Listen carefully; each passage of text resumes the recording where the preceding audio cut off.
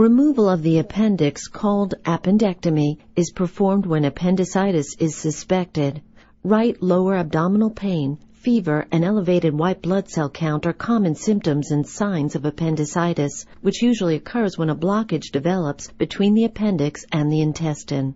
This leads to infection, swelling, and distension. If the appendix is not removed, it can lead to a life-threatening perforation or rupture. The only treatment for appendicitis is appendectomy, which is almost always performed on an emergency basis. Newer laparoscopic techniques require only tiny keyhole incisions or puncture wounds, which generally result in a shorter recovery period. An uncomplicated laparoscopic appendectomy usually takes between 20 and 30 minutes.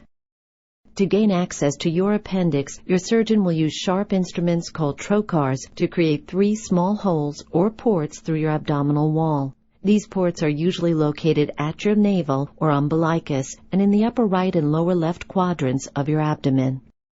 Carbon dioxide gas will then be pumped through the umbilical port to puff up your abdomen so its contents can be viewed more easily.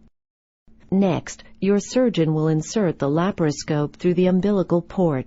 Images from its camera are projected onto a video monitor in the operating room. Your surgeon will carefully examine the inside of your abdomen, confirming that your appendix is red, swollen, and needs removal. At this point, your surgeon will pass surgical instruments through the other 2 ports, grasp the appendix, separate it from the intestine, drop it into a specimen bag, and remove the specimen bag through one of the ports.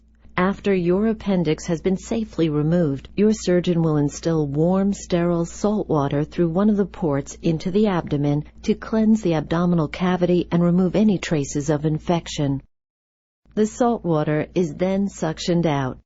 Before removing the laparoscope, your surgeon will take one final look around for areas of bleeding or other damage. When the laparoscope is removed, a port valve is left in place briefly to allow all the carbon dioxide to escape from the abdomen. Finally, the keyhole incisions are closed with sutures or staples and covered with bandages.